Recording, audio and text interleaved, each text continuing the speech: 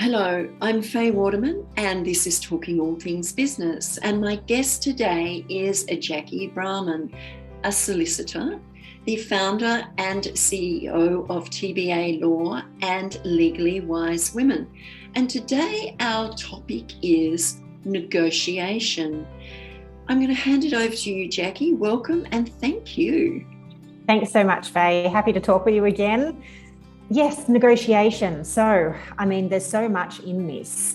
I think that dealing with conflict is a skill that particularly women, but so many people now either don't have or, it makes us so anxious that we don't want to deal with conflict. And so our heightened anxiety gets us into this state where our brain doesn't work, that we've spoken about before, and then we actually don't make decisions well, and we can make the situation worse. Or we run away completely, or we hand the responsibility over to someone else, a third party, usually a lawyer, to do it for you, and then you're not even in control of the outcome. It's interesting what you said is that you look at the negotiation and the options that you have. One is to deal with it front on, two is to run away from it, or to give your power away to somebody else.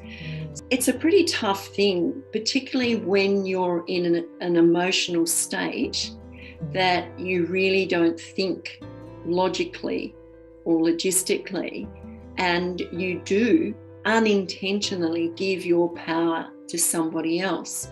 So how do you negotiate in a way that you get a result that you actually want and keep the power in your field?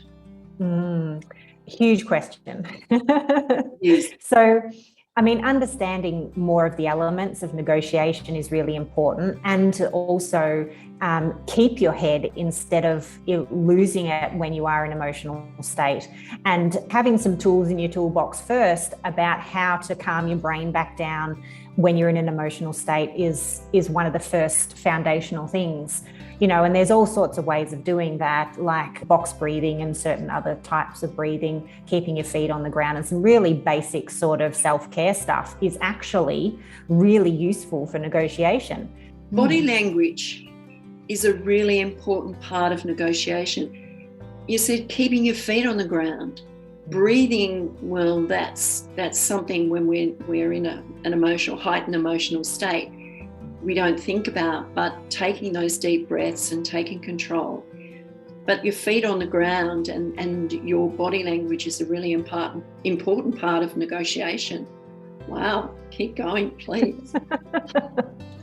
Yes, it is. And look, there are some situations where we're just too emotional and we shouldn't actually be the one negotiating directly. And then, yes, it is valid to bring in a mediator or a negotiator to help you facilitate this negotiation. But if you do that, you also need a good understanding about the process, about what to expect, and fundamentally, what you even want out of this. Because if you're going to negotiate for what you want, the key is know what you actually want, isn't it? Yes, definitely. And that sometimes that can be quite clouded. You kind of know what you want, but you don't really know what you want. So you have to go in with maybe a list of questions or a list or written down what you actually want, so that when you're starting the negotiation, you have that clarity. Yeah, I think there's a lot of deep work to do before the negotiation. And that is one of the keys, to actually do some deep preparation. To think about your goals and what you want for the negotiation, rather than going in with your lowest possible point that you'll accept. Because it's interesting, again, around the brain, if you have set a low point, your brain will actually move to that. Whereas if you set a goal, your brain will move to the goal rather than your low point. So actually having a goal and having that written down is really important. And again, coming back to knowing what you want, fundamentally think about what is important here. Because if you are facilitated by a third party or represented by a lawyer often will tell you what you want, and it's not actually what you want. They will position you and tell you, you should go for this percentage, this is what is fair, blah, blah, blah. But there are bigger factors here. There is what you want for this relationship moving forward. Is there some aspects that you actually want to recover? Do you need to be able to work with this other person moving forward? Or do you want that completely ruined and have it so difficult for the next 10 years that you have to deal with this person? So there are other factors, as well as thinking about a dollar amount or, some kind of percentage or something like that. So yes, starting with good preparation is really important. And part of that preparation as well is thinking about some of these tools that will keep you calm. Having some phrases that if you need a break, you can actually just come out with this phrase that you ask for a toilet break, say you need a break, say you need to go for a walk, because those are things that you need to be able to do in, for example, a negotiation that's going to take half a day or something like that. But otherwise, if the negotiation is going to be more of a backwards and forwards in a different form, what form of communication is actually the best way to negotiate? Because you can communicate in numerous ways these days. So what actually suits this negotiation best as well is important to think about. It's interesting, all those points that you've said, and thinking about phrases for your breaks or having a toilet break or whatever it is, because sometimes you need to stop and collect your thoughts. Or maybe, you can have a backup outside where you can just go out and vent and then come back in with a little bit more clarity or something like that. So there's lots of strategies that you can have, but are we as individuals, when we're negotiating something, aware of all these tools that we need? No, we're not. No, you're not. And that's, again, why learning about how to negotiate and doing some preparation beforehand will actually set you up very well. Knowing as well how your brain responds, because again, going back to, if you do get emotionally overwhelmed, understand that it takes 20 minutes to half an hour to actually bring your brain back under control. So you do actually need a break, and that is reasonable. It's not a sign of weakness or anything like that. You regather yourself and you come back stronger. And it's also interesting to start thinking about some of these other psychological things that are part of negotiation, to have some expectations that, yes, there is a to and fro. It is part of the game. Unfortunately, you need to play the game as much as you think that, this is pointless, let's just get to the point. No, there are psychological reasons as to why you need to do this, to both develop some kind of trust, to show reciprocity, also feel like you've both compromised or both had a win is all very important as well. And using other elements of reciprocity is very interesting in terms of not directly involved in the negotiation, but, if you have a break and there's some snacks or something, or you bring some snacks, it's quite interesting that if you offer to share your snacks with the group or with the other person, it can even create some reciprocity that then can show itself through the negotiation. Because if you have offered something, the other person feels like they have to reply. It's like this strange psychological thing about humans that we can't prevent ourselves from doing. So once you know some of these things, you can start using them to your advantage. It's pretty interesting, just offering something, someone part of your snack or something like that has a psychological effect on them. Do you ever think that there are people that go in and negotiate, not the person that needs to negotiate to get something, but the person that they're negotiating with is someone that is not going to give in and not going to go negotiate in the way that you want them to? And how would you deal with that person? Because they're out there, aren't they? There are. And yeah, there's a lot of tactics for negotiating with unreasonable people. Yeah. And also understanding what your base negotiation style is, and having a bit of a think about what you think their basic negotiation style is as well, because you can actually alter your negotiation style depending on the situation and depending on the person. So once we start with the basis of this is actually my default, However, in this situation, I realize that I'm dealing with someone who's competitive. So I actually have to step up and be a bit more competitive in my style, because there can be a whole other psychological elements there as well, that particularly competitive negotiators do not respect a whole lot of elements to other styles. And so even just by responding to them in kind can actually build respect and can bring an outcome. Whereas if they think that you're negotiating from a more collaborative style and they think that's weak, it just makes them negotiate in their position or their style stronger. So there's 5 basic negotiation styles. Please share. Yes, and they all sort of sit on a scale depending on how important the outcome is versus how important the relationship is. And I'm just thinking of an XY axis as I'm talking, because there are some differences in gender as a generalization as to how we negotiate. It does not mean that women can't negotiate. And in fact, there's some studies to say that women negotiating directly with women are just as effective as men negotiating directly with men. It's when there is a negotiation across genders that there can be some of these biases and things that play out. But bringing us back to the styles. So an avoidant style is someone who doesn't really have a strong feeling about the outcome, doesn't really care, and also doesn't care about the person. So that is an avoidant style. So if it's on that XY axis, they're right down here because they'll just avoid it. It's not important enough to them. Off they run. An accommodating style, and this is where most women sit. So they put their needs last, but they put the relationship fairly important, right? So it sits up here. So they are always trying to accommodate the needs of the other person because the outcome for themselves is less important than the relationship. A competitive style is usually your unreasonable person. So that is that they don't really care about the relationship and the outcome is more important to them. And again, more typically, it's a more masculine style because aren't boys raised to be competitive as well? So that's sort of their starting point. Mm-hmm. A compromising place is right in the center. So the relationship value is about equal to the importance of the outcome.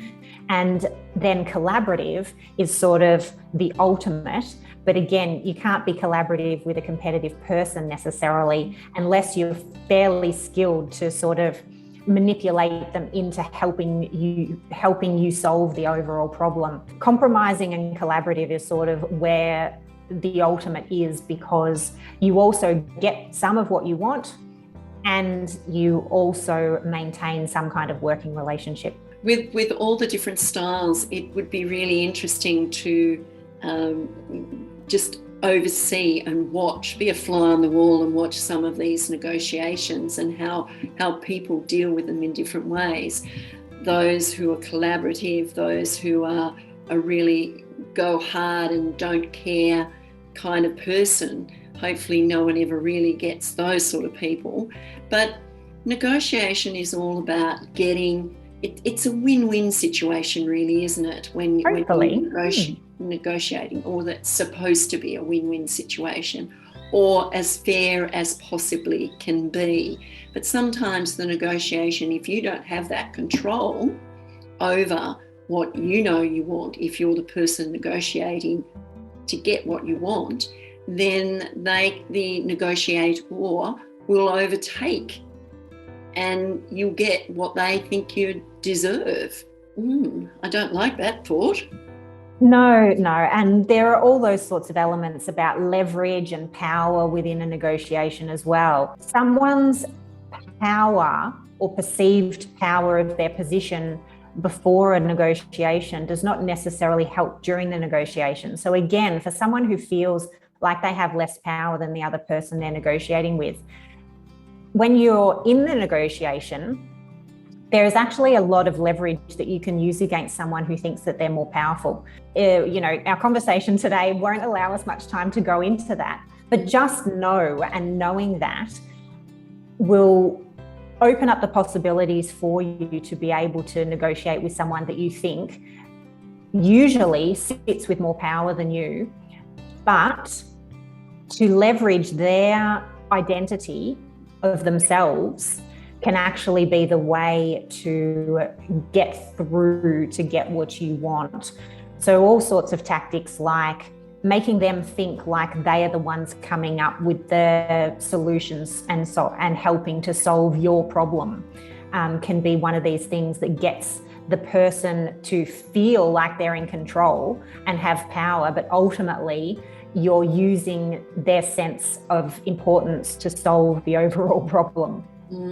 And not a good situation to be in. We could talk lots and lots about this, and maybe there is another conversation about the different types of negotiation levels, the 5, that could be talked about more in depth. What's a tip that you could give anyone that was going into a negotiation situation, really not understanding how they need to take themselves into that negotiation? What is it that you can advise them, just a couple of tips now, so that they have a better position, or they position themselves in a better way when they go into a negotiation? I mean, all the preparation things we've spoken about are really important. Having a couple of tools to keep yourself calm, knowing your goal, those sort of things are really important. But ultimately, the best negotiation tool you can have is to listen, and to listen effectively. So as much as you want to say everything you want to say, and you have so much that you want to get across, putting that aside and realizing the other person feels the exact same way and making them feel heard is very powerful, because you gather so much information. The more information that you can gather, the more power and leverage you get in the negotiation, because the more you realize about their position and about what they want, you can use that then to get what you want. So the ultimate tip is listen. And that is not just listening to what's being said, but listening and hearing what's not actually being said at the same time. And that's a really interesting thing. It's a skill that needs to be worked on, listening for the things that are unsaid, but they're indicated in what you're saying, if that makes sense. So but how many people who are going in for a negotiation, which is really important to them, have that emotion that prevents them from really listening? And I think that's one of the main problems. I think that once people understand the process of negotiation and realize that their emotional state and their need to say their piece is actually getting in the way of what they want, once they have that basic understanding and they can sit in the negotiation and actually listen without fear, that is where the power comes. Because as you were saying, the active listening is just really the key. And you know what? Women actually have this as a huge strength, as a generalization again, but that is where the power lies. And that is a skill that is more naturally feminine than masculine. So there you go. We're one step ahead. Oh, yes. Yes. Are there any other tips that you would think about before we finish this chat, Jacqui? I think as well, the other aspects are also, as well as listening, it also means that you have to open up and be honest about what you want as well. So coming back to reciprocity a bit, giving trust also means that it will reciprocate trust. So if you know at one point you let your emotions get over the top of you and you say something that wasn't very helpful or was actually fairly attacking, then be the big enough person to be able to apologize, because apologizing will actually build trust and move things forward really well as well. That's one little tip. Another also would be, because you're actively listening, start listening for what some of the shared values or shared goals are. Because as soon as you hear, oh, we actually both want what is best for mum, or we both want what is best for the kids, you can start bringing the conversation back around to what you agree to constantly, so that that's a platform to move from, and remind the other person as well that perhaps the differences are not so great, and you can build from there. It's a very powerful situation to be in, to negotiate something. And I think that we all really need to have those skills. So, or someone like you to have the conversation with, to be prepared if we're going into a negotiation somewhere along the line. And this is where your Legally Wise Women come into it, where you can educate women to be able to learn to negotiate whatever it is that they need, be it going out of a relationship, negotiating for what their children should and shouldn't have. So many things. It could be a workplace negotiation, which you could also help them with as well. Because I suppose when we really think about it, we negotiate things all the time, but that we don't think about that as negotiation, do we? That's right. And look, negotiation is a more specific skill within the skill of being able to influence. And so, yes, in a lot of conversations, we are trying to influence an outcome, and it happens more often than we think. By developing those skills, we can also approach hard conversations with much more confidence, so that they then don't spiral into a conflict. Wouldn't it be great if we knew that we wouldn't make a situation worse if we had an early conversation and everyone could move forward without a conflict arising in the first place? That would be wonderful, but that's just not how life pans out, is it? It's like, the conflict starts, then the negotiation has to happen, instead of having that conversation first and trying to sort things out in the first instant. It just builds up to where you have to have that negotiation there. Yeah, but I'll challenge you on that, Faye, because imagine if more of us had the skill to have those hard conversations, and it never spiraled into a conflict, and half the conflicts in our life never arose in the first place. I mean, how much easier would life be? It would be wonderful, absolutely wonderful, if there was no conflict in the world at all. But that's, and what's going on in the world right now is a sure indication of the conflict, because there are so many emotions flying around that nobody really understands. And the people that are really the frustrated ones probably don't really understand how or what to do with the emotions that are so high to negotiate and get what they want.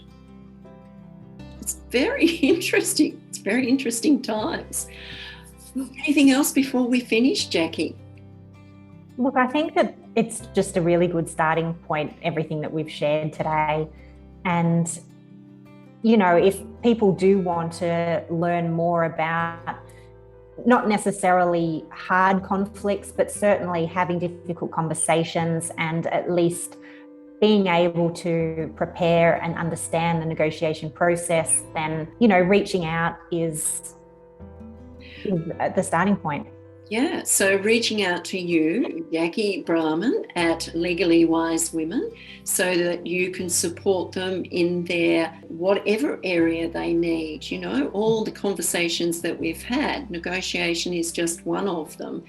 But if they contact you, then they can start to learn how to take more control of their life, so that they get the things that they want in every aspect. Exactly. Yes. Thank you, Jacqui, for your time once again. It has been an amazing conversation, as it always is. Hopefully we'll come back with some more conversations soon, down the track somewhere. I would like that. I would too, Faye. Sounds good. Thank you. I'm Faye Waterman from Talking All Things Business, and we will be back again soon. Bye for now.